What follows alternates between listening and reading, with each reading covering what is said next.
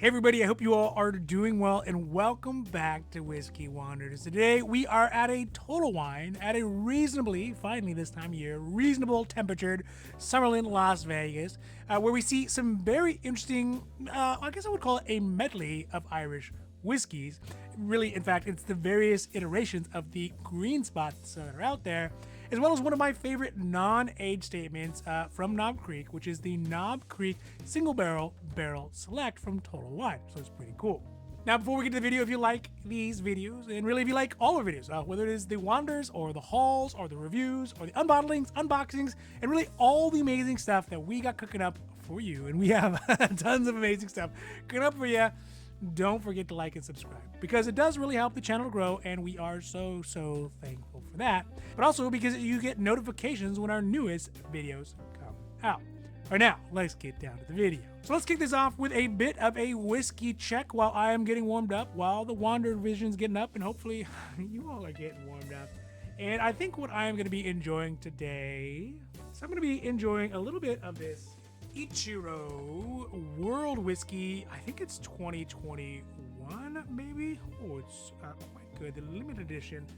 Let's try it out for some of the folks out there who enjoy a little bit of the Japanese whiskey. I guess it's a world whiskey, not Japanese whiskey. And see if we can get it turned over both sides, and see if we can get a pop here. All right, not very worldly.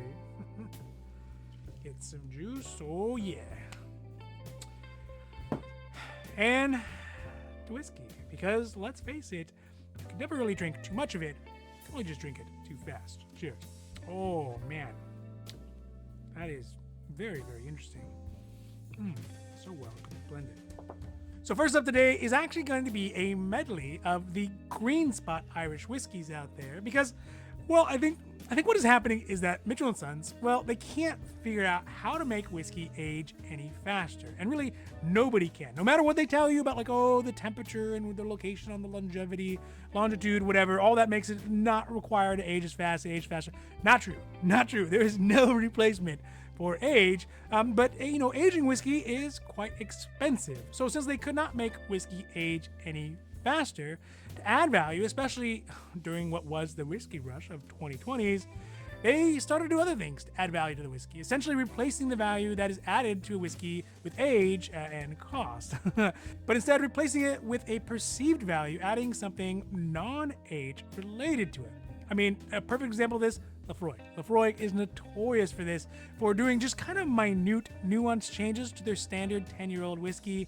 And then, of course, obviously having a higher price point on it. And then what you get is just a slight difference in change in the palate to enjoy, even though it's, twice the price. And Macallan does it as well, and they don't even make changes to the whiskey. They just make changes to the box. Like, oh, the box is now made out of coffee husks and twice as much expensive. Anyways, I digress. The point is, they have many versions of the green spot here at the Total Wine that we can see still sitting there, kind of hanging out on the shelf, like the green spot Leoville Bartons, the Chateau Montelena, and the Quail's Gate edition. And one thing that I think would be important to notice on there is that there are not any green spots sitting next to them. All those ones are either not there or have already been buttoned up. So we'll get to maybe, I think, my wild guess as to why that is here in a second. Now, each of these versions of the green spots, they take the standard non-age statement green spot Irish whiskey that is made using Irish pot stills in kind of the traditional ways, and are all standardized at 46% ABV, so that's 92 proof. And let's face it, the gold green spot in its own right, left alone, is quite good. But each of these editions has a little bit of a spin to them, and all of them are still aged in the sherry and bourbon cask. But the Chateau Leoville Bartons is finished in French oak wine cask, which is a Bordeaux. And again, Leoville is a great wine. It's one of the wife and I's go-to when we're not drinking whiskey. Almost never.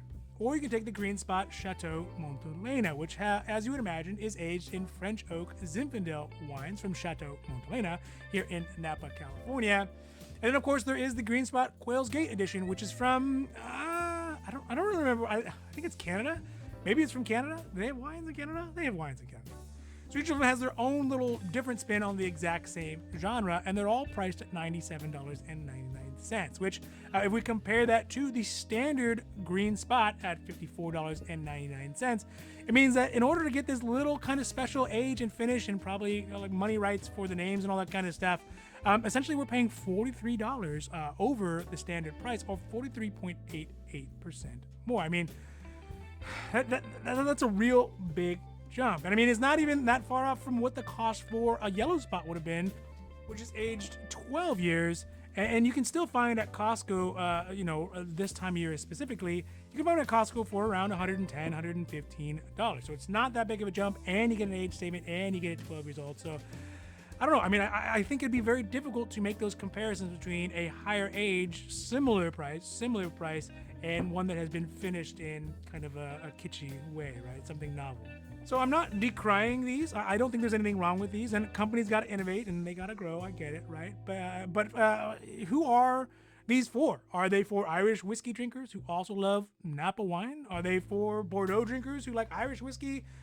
I mean, things just don't kind of add up with them, which makes me start to feel like these really are pointless money grabs.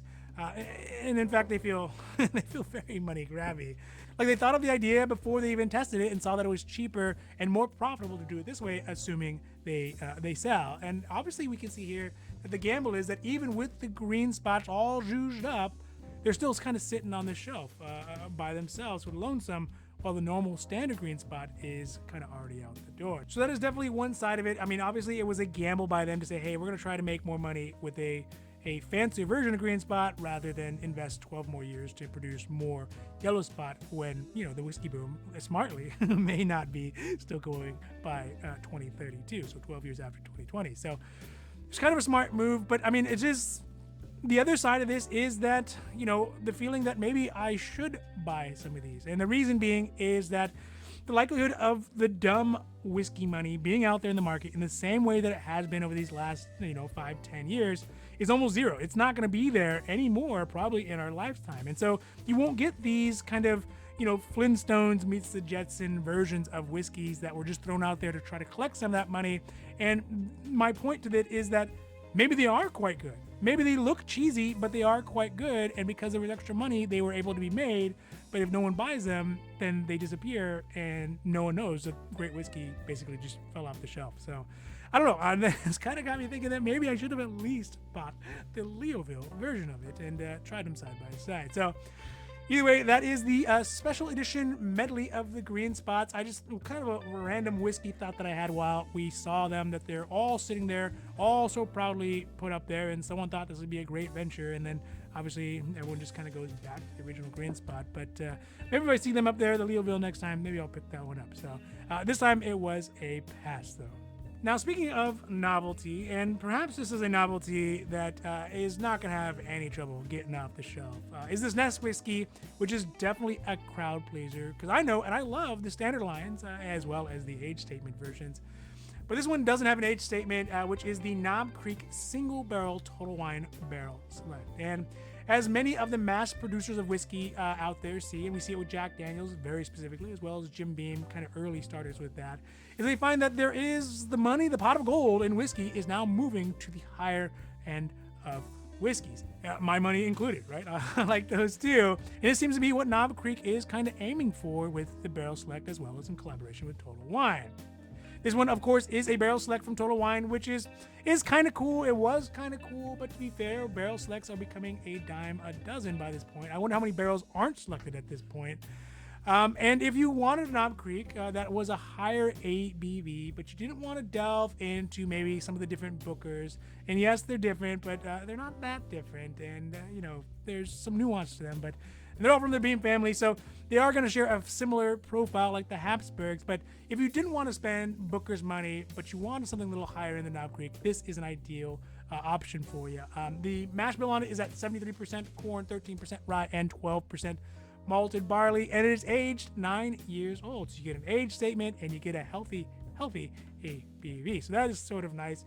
And it's kind of cool that they give you all the provenance about where the barrel came from and when it was dumped and where it was stored and what the guy's name who dumped it was. So that is all nice too.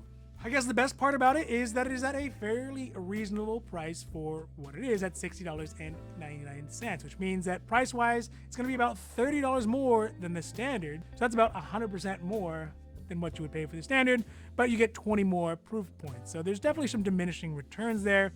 But even at 20 additional points, it doesn't seem like it's that much, but a few drinks in, you really start to feel it. So the ABV on it is at 120 proof or 60% ABV, and the tasting notes that I could find on it really mention that the ABV is noticeable, quite noticeable, which would make sense. And in the sense that it comes in real hot on the front end, on the tongue, and then kind of mixes in with like winter fruit and spice at the end, and all kind of like dark, spicy, wintry, fair amount of burn all the way through. So, I don't think that it would be considered a nuanced approach to changing it, or even like a more sophistication of the Knob Creek, but it is definitely going to get the job done. It's sort of like basically the Scat Pack is to the standard Dodge Charger. It's just a souped up Knob Creek, and there's nothing wrong with that, but you're not going to get an increased complexity, but what you are going to get is a lot more AV, or a lot more horsepower, or a lot more punch to it. So of course it's still going to be a very nice upgrade to the standard Knob Creek. And you don't have to pay, the pretty crazy Knob Creek 15 or Knob Creek 18 prices as well. I think that this value is really seen by the general bourbon whiskey drinking commentariat writ large, as the review scores I could find on it put the Knob Creek single barrel select at a pretty good at 87 points out of 100. So it's pretty good too. So I think that if you are a Knob Creek lover, and I definitely am, and you are looking for a step up from the standard line, but you don't want to shell out the big bucks or have the pain of schmoozing sales associates to get the allocated ones, this is a great way to get kind of a different angle on a classic and really enjoyable daily sipper of a whiskey. But for us, it was a pass, because I'm going to save my dollars for more 15 or 18, or even if they come out with something even higher. All right, so that's it for today's Whiskey Wanders at the Total Wine in Summerlin, Las Vegas. And I really hope that you enjoy our videos. In fact, I hope you enjoy all our videos, whether it is the Wanders or the hauls or the reviews or the unbottlings, the unboxings, or really all the amazing stuff that we got cooking up for you. And we have a lot. We have a lot. But if you do like this, please don't forget to like and subscribe, because it really does help the channel grow, and we are so thankful for that. But also because you get notifications when our newest videos come out. Now, just remember, if you do find a whiskey that you love, just buy it. Because if you don't, somebody else surely will. And in this case, it might even be me. All right, everybody, have a great rest of your week. I'm out, and adios.